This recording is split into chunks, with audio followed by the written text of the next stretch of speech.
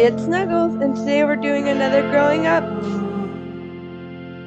See Richard staring at a flyer up in the cafeteria. You seem to see the same ad for the school musical. You look at him, absorbed staring at it, doesn't notice you come over again. Just say hi. Hey, Richard. Hi. Richard sighs and turns away from the flyer. You think I'm a coward, don't you? It's okay. I know it's okay to be afraid. I'm not afraid. I don't want to be embarrassed. It's hard to, whatever. Forget it. Richard suddenly rips the flyer off the wall and tosses it in the trash. I don't think you're supposed to. He walks off. Oh. I wish I could help him. He works so hard. Newspaper, no. Let's see. Yeah. Let's look at brain map. We might charm up, right? No, no exploration.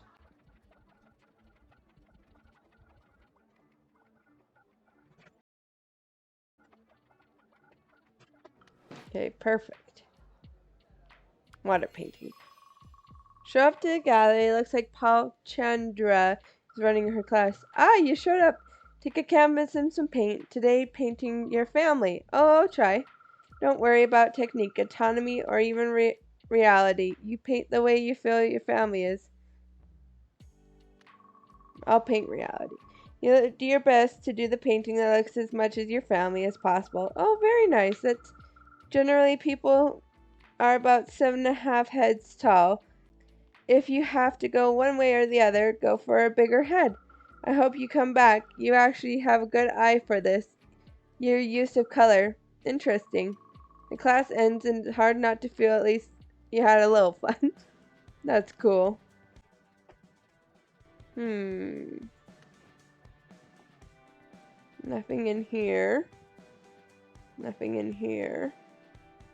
Nothing in here. Okay. Should I babysit? Sure. Let's go home. Parents should arrange slots for your teachers in advance, and a bell rings. Freedom at last. The class erupts into sound. One pupil is entirely silent, though, staring out the window. Mr. Pryor? Nathan Pryor? Yeah? I'm still waiting on a note from your parents. They're not coming. Parents' Day is mandatory, Nathan. As class file out, Nathan angrily stuffs books into his bag. Whatever. You tell them then. By the time you look up again from your own bag, Nathan is gone. But one of his books fallen out of his bag. It's a notebook. Take the notebook. You put the notebook into your bag. Hopefully you can give it back to him. You catch up to Nathan where he enters the park. As you get closer, you see him throwing stones into the fountain. Hey, Nathan, why are you everywhere? What do you want? Are you okay? Why do you care? Because we're friends. Friends? No idea what you want to be friends with me. Suggest feeding. Wanna feed the ducks? Nathan actually brightens up a little by this. Clearly he has a good suggestion. No bread though, it's not good for them. Oh really? What do you... Nathan pulls out a bag out of his pocket and contains little peas. And I always bring peas to the park. For a while you throw peas watching the ducks gobble them up. Nathan looks more cheerful than you ever seen him. You don't know that ducks like their vegetables. Yeah, the ducks eat way healthier than me. My mom can't cook. My dad won't. You're about to ask him about his parents when suddenly I'm out of peas. Oh yeah, me too.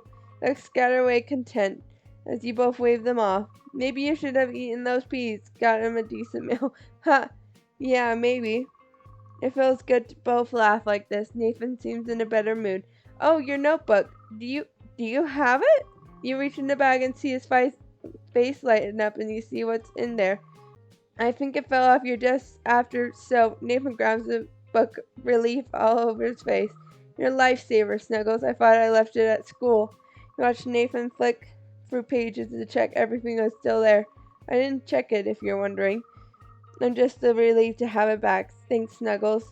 You watch as it spreads and it skims his own pages. He sounds happy, but he doesn't look as happy as when you were feeding the ducks. I'm happy I could give it back to you. What are friends for? Nathan smiles, returns at that. Maybe I'll finally get to find that out. Hey kiddo, how are your finances going? Pretty well. Pretty well, actually.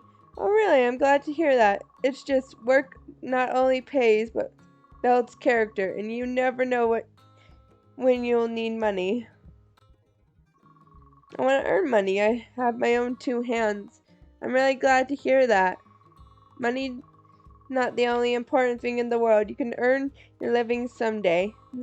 Think of it as training for that day.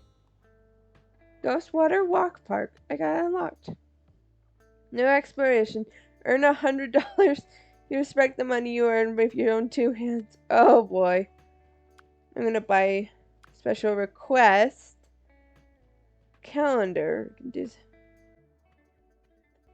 Oh, I can fit more fun into the day. That's good. I'm gonna request that. I could spend it on a trip. That would be fun. Or should I gain more to get more? You know what? I'll keep the... What did I buy? I forgot what I bought. Okay, let's see here. Park? You see a creepy guy that seems to be staring and taking notes at all the teenagers in the park. After watching him for a few minutes, he stares at you. Hey there, young human in the younger side. I assume you're worried I have some nefarious reasons for my work. He holds up his notebook and smacks it in his hand. Yeah. Do you have a Southern Baptist high school by any chance?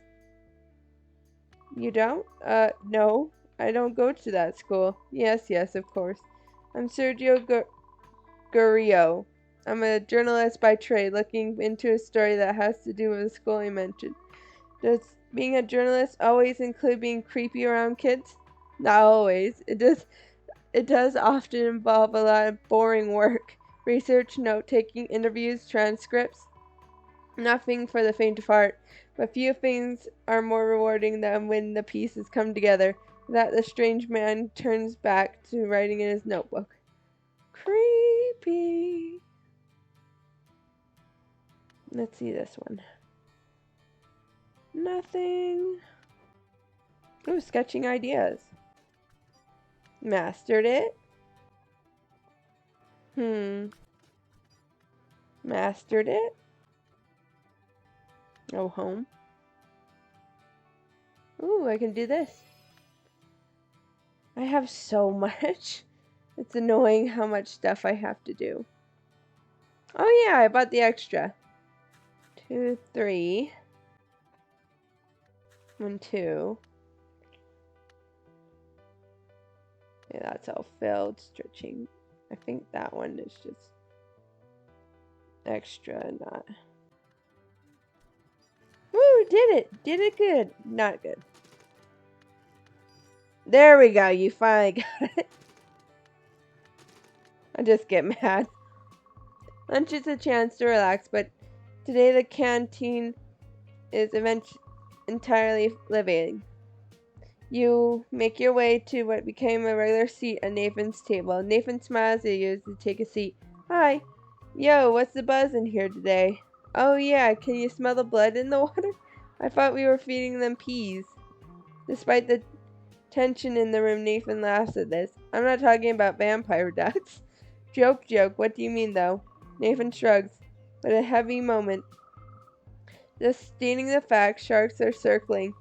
A photocopy of Torn is slipping in front of a table in front of you. What's this about? We're about to find out. He bites sadly at the table somewhere behind you. You turn in the chair to see Sally, one student, is standing on a table, waving in the room quietly. Around you realize a photocopy sheet has been put on some tables. The students hold up these sheets and clear their throat. Somewhere across the cafeteria, a girl starts crying as their diary entry is read out loud and the whole school to hear. Oh, the reading is painful. The girl whose diary is reading out, screaming for them to stop. Please stop. But they don't stop. Before long, the room is filled with cruel laughter and murmurs. Paper airplanes are made from her photocopied words and flung around the room. By the time it ends, the girl fled the hall, followed by her embarrassment friends. Now, you're not sure how anybody could recover from that shame. I could have been me. What do you mean? If you hadn't, Nathan's hands are balled in a fist on the table. Thank you for bringing my book back to me, Snuggles. As you realize what he means, he's felt massively relieved at your choice. Things could have gone very differently. That's it for this episode. Please hit the like and subscribe. Bye!